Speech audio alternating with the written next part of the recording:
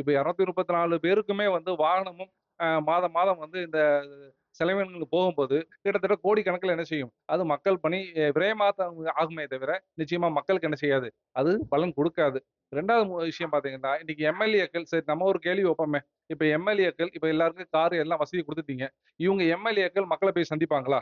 தினந்தோறும் எதுக்காண்டி குடுத்தீங்களோ, அதன் அடிப்படையில மக்கள போய் சந்திப்பாங்களா? மக்களுடைய குறைய தீர்ப்பாங்களா? இப்ப இவங்கள ஒவ்வொரு மாசமும் இவங்க வந்து எத்தன பேர் மக்கள சந்திச்சாங்க? எத்தன குறைகள கேட்டாங்க? எத்தன குறைகள தீர்த்தாங்க? அப்படிங்கிற ஒரு பட்டியல ஒவ்வொரு எம்.எல்.ஏக்களும் வெளியிடுவாங்களா? வாகனங்கள அனைத்து எம்எல்ஏ கொடுத்திருக்காரு. இது ரொம்ப ரொம்ப வரவேற்கத்தக்க விஷயம். ஏன்னா நான் எங்க மாவட்டத்தை பொறுத்தளவு நீலகிரி மாவட்டத்தில் எப்போ கால சூழ்நிலை மாறுபடும் தெரியாது. ஒரு பிரச்சனைனும் போது எம்எல்ஏக்கள் வந்து உடனே பார்க்கறதுக்கு இந்த வாகன வசதி ரொம்பவே உறுதுணையாக இருக்குங்க. அதே சமயம் பார்த்தீங்கன்னா இந்த வாகனத்தை மெயின்டெனன்ஸ் பண்ணுறதுக்கும் அமௌண்ட் அலாட் பண்ணியிருக்கேன்னு சொன்னாங்க. உண்மையாலுமே ரொம்ப வரவேற்கத்தக்க விஷயம். இதெல்லாம் தேவையற்ற செலவு. அவங்க வந்து சிக்கனம்னு சொல்லிட்டு இதே மாதிரியா எந்த எம்எல்ஏ வந்து இல்லாமல் இருக்காங்க. எல்லா எம்எல்ஏவும் நல்லா தானே இருக்காங்க. ஆனால் மகளிருக்கு 2000 கொடுக்கணும்னு சொன்னது இதுவரையும் கொடுக்கலையே. அதை எப்போ கொடுக்க போகிறாங்க? இந்த இது பஸ்ஸில் தமிழ்நாடு பூரா ஃப்ரீன்னாரு, ஆட்சிக்கு வந்து அடுத்த நிமிஷம் அது இன்னும் கொடுக்கலையே. அது எப்போ கொடுக்க போகிறாரு? இதேமாதிரி சொன்ன வாக்குறுதி நிறைவேற்றினா போதும். இதேமாதிரி தேவையில்லாமல் எம்எல்ஏக்கு அதுக்கு செலவு பண்ணிகிட்டே இருக்க வேணாம் அப்படிங்கிறத என் கருத்து. சாதாரணமாக இன்னைக்கு ஒரு எம்எல்ஏ அப்படின்னு பார்த்தீங்கன்னா சொந்தமாக ஒரு கார் வச்சுருக்காங்க. உதவியாளர் ஒருத்தர் இல்லைங்க, 2 பேர் 3 பேர் வச்சுருக்காங்க. அப்படிலாம் நிறைய பேர் ஒரு காரில் பார்த்தீங்கன்னா வர்றாங்க.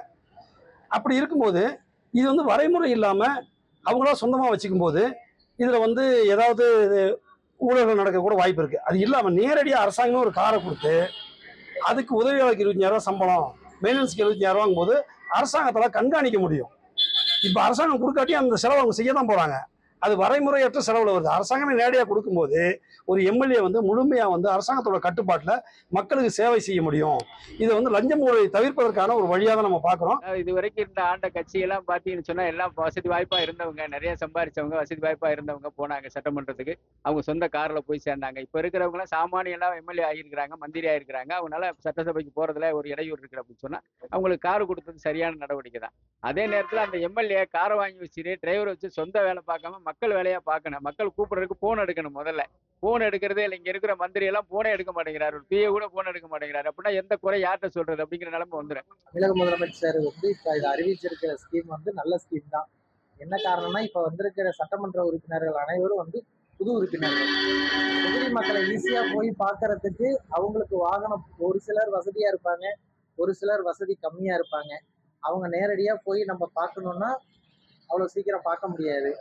இந்த அறிவிப்புனால லஞ்சம் அதிகம் வாங்குறத தவிர்க்கலாம். அந்த ஒரு காரணத்தினாலதான் தமிழக முதலமைச்சர் இந்த அறிவிப்பு கொடுத்திருக்காரு. இது எம்எல்ஏங்களுக்கு வேண்டாதது. இது அவர் வந்து அத்தியாவசியமான செலவு இது.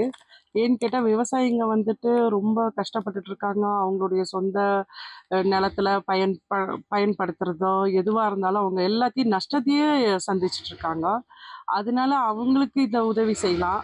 இந்த கார் வந்து எம்எல்ஏங்களுக்கு வேண்டியது இல்லை. ஏன்னா அவங்க 1,00,000க்கு மேலே சம்பளம் வாங்குறாங்க.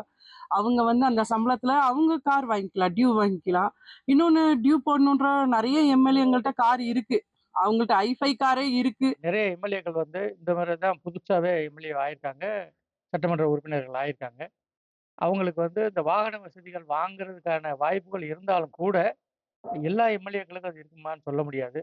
அதனால இது மக்கள் பணியாற்றுறதுக்கு இந்த வாகன வசதி செஞ்சு கொடுக்கறதுங்கிறது வந்து நிச்சயமா தவிர்க்க முடியாதது. இது விஜய் அவர்களுடைய இந்த முடிவு வரவேற்கத்தக்கது. தவிர்க்க முடியாத தம்ப்நெயில்ஸ், கலக்கலான கண்டென்ட்ஸ், சினிமாவும் சீரியஸ் பிரச்சனைகளும், பல வருடங்கள் இடைவெளிக்கு பிறகு இந்த படத்துல ஒரு கலகலப்பும் கைகலப்பும். போயிட்டே தான் இருக்காரே தவிர பிரேக்கே இல்லாமல் பிரேக்கிங் நியூஸ் சொல்லும் தந்தி டிவி ஆப். இன்ஸ்டா தலைமுறை வரை இறங்கி அடிக்கும் தந்தி டிவியின் டிஜிட்டல் எக்ஸ்க்ளூசிவ். அது தண்ணிக்குள்ள போகும்போது ஹேங் ஆயிடுச்சு. உங்களுக்கு விஜய் சார் எந்த அளவுக்கு ரொம்ப பிடிக்கும்? Of course, Malayalis are huge Vijay sir fans. ரெண்டு பேருமே ரொம்ப பிடிக்கும் எனக்கு. தந்தி டிவி ஆப்பை இலவசமா டவுன்லோட் செய்யுங்க. ஃபாலோ பண்ணுங்க, சப்ஸ்கிரைப் பண்ணுங்க, என்ஜாய் பண்ணுங்க.